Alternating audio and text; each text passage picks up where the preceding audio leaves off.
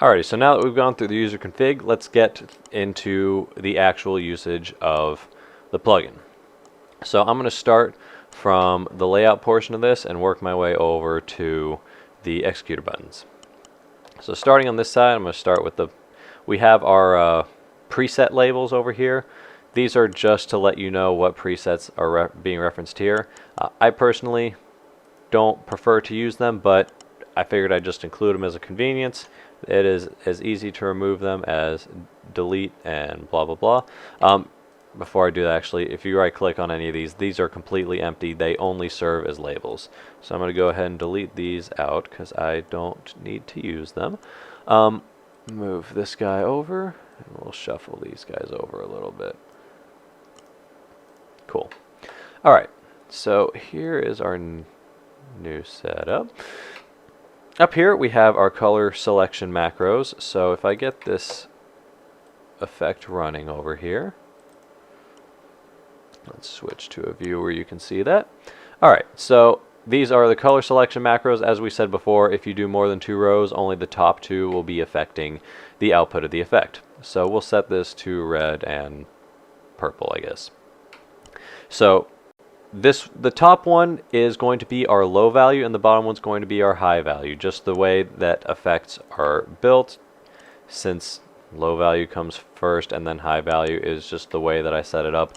If you prefer they be swapped around, all you gotta do is grab them, go to arrange, scale, scale Y, -1, and I don't know if you can see it right here, but row 2 is all at the top right now and row 1 is all at the bottom, and that will swap them vertically with each other. I'm going to leave that alone because I do not want to do that for my own sake. I'm always thinking in terms of base color and accent color personally, so whatever you guys want to do as far as that goes, as long as you know which one's where. So anyways, effect color, effect color. This third one is just updating a color preset for you. It's not linked into the effect. It's just for bump buttons, chases, whatever you might be using that for. Below that, we have our waveform macros. So we have sine, triangle, ramp up, ramp down, step, step with a short fade, step with a medium fade. And actually, I just had a quick realization. I don't think I did update those. Never mind. All right. So these are going to be the waveforms we have. Now, only sine is actually changing the waveform of the effect, and it's actually not using a built-in waveform. It's using one that the plugin installs. If I come edit this, you'll see this inverted cosine here. I set it up this way so that basically to make it respond more like a PWM as far as sorry, what a low value is and what a high value is as you change the width of the effect. It is literally just the way the cosine waveform flipped upside down. That's all it is. So it'll switch to that for the sine option. Outside of that, all the rest of these are just PWMs with their attack and decay times changed. And if we edit this, you can actually see the form it's calling is 4, which is PWM, and it's setting an attack and decay time. Same thing for ramp up. Same thing for ramp down, same thing for step, same thing for all these. These are all PWMs, which is helpful because if you're in the middle of a step effect, if you time it right in the middle of the effect, it will not show on stage because you're keeping the same form, you're just changing attack and decay. So versus no matter what timing you do, when you change the waveform itself, you are most likely going to see some kind of popping unless you are at the top of that phase, which is, I guess you could know if you picked a fixture on stage to reference that by, but realistically, you're not going to know.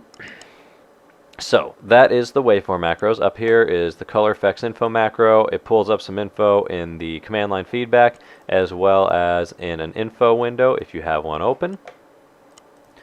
Lost my thought. Lost my thought completely. Oh, the most important info out of this is going to be your uninstaller macro if you reach a point where you need to uninstall it.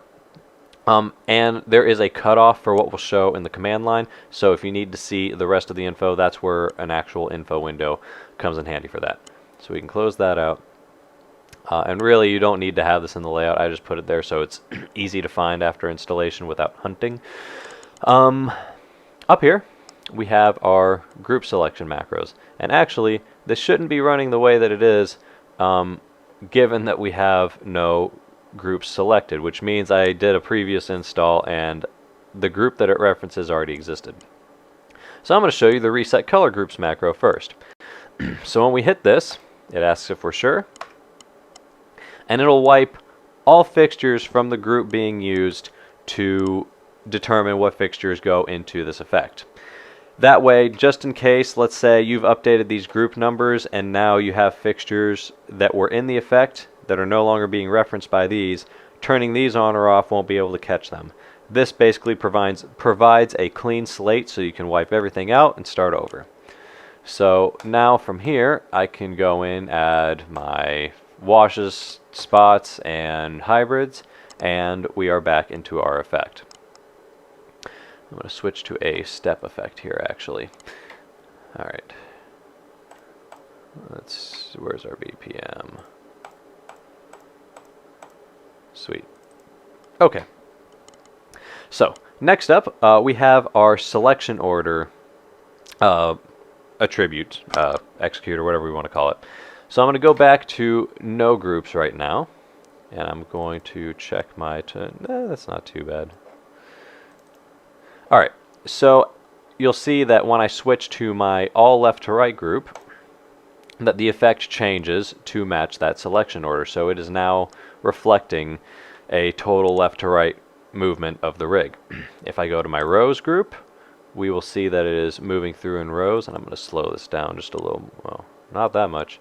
Alright, so now we can see a little more clearly that it's moving across the rig in rows. If I go to my snake, we can see it going in rows that are alternating direction, and if I hit my circle, we can see what that effect group looks like. Which doesn't look quite like I think it's supposed to, but well, this show file's a little old, whatever. Alright, anyways, we can see that it is updating so that whatever fixtures we have up here are being selected in the order of this group. And what it is doing is it will call this group, then it will say if the group that has all of these stored in it. That's important to know because once I turn all of these off, you will see the entire rig or everything that's in this selection go active. That's because the if command, when you put an object in front of it that has no fixtures, it will ignore the command completely. If you put something in front of it that has one fixture, it's going to go down to that one fixture, but with 0, it just ignores the command and keeps its current selection. So once you've gone down to 0, it will put all of that selection into the effect. And it's looking kind of funny because there's X4 bars which count as like 1,000 fixtures up there. So, all that to say, I haven't fixed this one just because it didn't seem, the amount of processing it'll take to correct that doesn't seem necessary, given that why would you be running the effect with no fixtures? If that proves to be a major issue, it's something I can totally revisit. For right now, that's just what it does when you have nothing selected. As soon as you have something selected, it will do what you expect it to be doing. So I'm going to switch back to our none group here, add these fixtures back in, and we're going to go down the parameters for step-based effects. So I'm going to start with groups of 3 and leave that there for now. I'll come back to that. Phase, it's just going to tell us what our phase is coming. It's going to go from this number to 0. So right now it's doing 360 to 0. That way it'll be moving from left to right from our perspective on positive values. Negative values are supported. Just so you know, this is all happening, the command line stuff over here. Negative values are supported. They will make it go the opposite direction, which you can't tell from what I just did there. So there you go. Now you can see that. However, if you just want to be changing directions of it, you don't need 2 copies of the phase. There is a directions button that you can hit, and it will redirect the effect from wherever it is at that moment.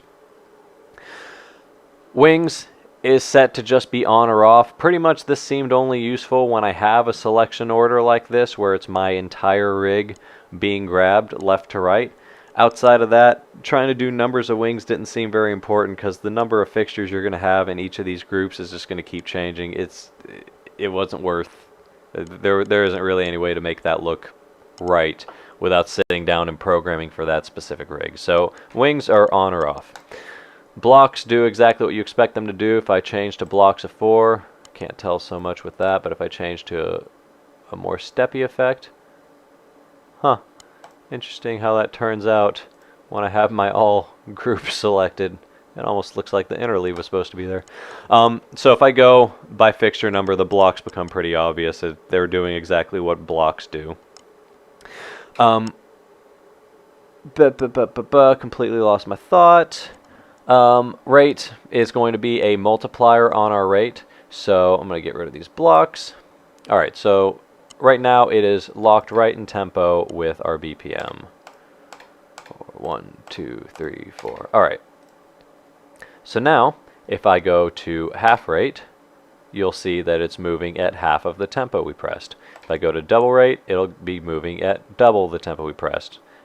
So on. You can put any, and it doesn't have to be multiples of 2 you put in here. You can put it in, if you want to start getting funky with stuff, I think I'm actually going to start playing with some of those myself coming up because I hadn't thought about it till recently. Next up is width. So we can change, right now our defaults that I've included are 10, 25, and 50. Again, user config, you can change those to be whatever. So if we go to a width of 25, we can see we have kind of this like interleave of the on and off of the effect. We've already gone through phase. So I've come back to groups because I wanted to show you that, we'll set this back to 50 for now.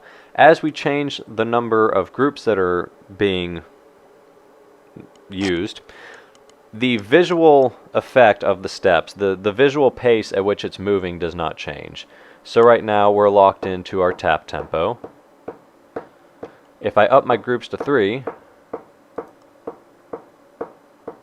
timing wise it doesn't appear to change. If I up it to 4, timing wise it doesn't change. If I up to 5, it doesn't change timing wise. I have a weird blip here. MA3D is a little wonky sometimes.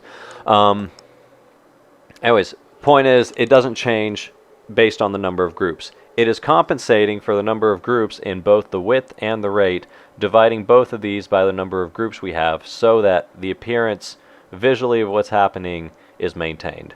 So if I go back to that 25% thing where we have that little interleave step thing going on, if I up my count to 4, the visual effect is still the same, just with less fixtures coming in at a time. For this reason, because it's dividing, that is why widths above 100 are possible. So if I've set my groups to 4, it has become possible to set a width of 100 because that's actually going to translate to 50 in the background once it divides by 4 groups. Again, the rate right now should be at 0.25, and we can check that real quick. So yep, we can see that our rate is 0.25 here. If I set my number of groups to 5, our rate will change to 0.2 over here. So it's dividing that rate by the number of groups we have until we're at 0 groups. So again, the whole point of that being just so that it maintains what it's doing visually, rather than having to do a bunch of math and having to adjust these every time you adjust this. The plugin's doing that for you. Last thing to hit is going to be our reset button. So if we hit this, it'll ask if we're sure, and it's going to set us to a preset group of cues out of these blocks. Basically, it'll go down, it'll set groups, blocks, phase, direction, all of this to what have been set up as default values, so that if you've just made a mess or whatever, you just need to get back to a good starting point, you can hit this and all of your stuff will hit that starting point. And you can edit these to be whatever you want. And actually, we have not talked about the presets cue list. You'll notice it's empty, it's just got a placeholder cue in it. So I didn't populate this. The idea is that basically I would say use this as a template for presets. Make copies of this macro and then modify whatever you want to create good starting points to get to certain effects. So like if you want to create a starting point that is no groups in this selection order at, let's say, double rate, with a width of 25. Maybe this is something you want to be able to start from and then tweak from here. Or just be able to jump to quickly and not even have to tweak. At this point, it's more or less equivalent to storing an effect, but you still have the ability to tweak it after. So if you make a copy of that macro and edit the field so it gets you to this look, you can store that as a macro, store another Q to this, and just in the command line call macro whatever whatever the macro number is, which is exactly what I have done in my own punt file, which is why this Q list exists. So you can have one for that. You can create another one for, let's say, a rate of 1, width of 50. So this might be your template 3-step color effect, and so on. So you can create some presets that give you good starting points to get to quickly, but then still be able to modify live. Again, and if you want to include waveform macros in there, there's nothing stopping you from doing that. But yeah, that should be the rundown of the whole thing. God damn it, sorry guys. The shuffle button. You know what? I bet you're never going to guess what this one does. Are you ready for it? It shuffles your selection. I know you weren't ready for it, but that's what it does. It says shuffle, and it does a shuffle. You turn it off, it stops shuffling. Isn't it brilliant? And again, that's a thing that you can include in your... actually, I think it's part of the reset macro, and it's something you can include in a preset. Actually, that's probably a really solid one to have in a preset. It's just a shuffle, no order selected of whatever fixtures you've got.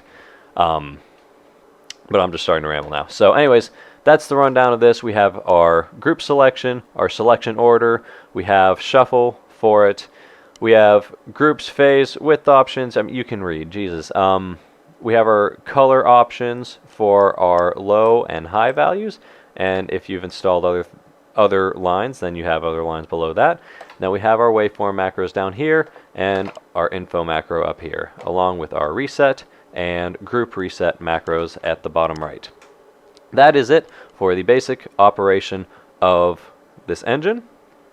In the next video, we're going to hit on how to add parameters for if you've come up with something to do after installation.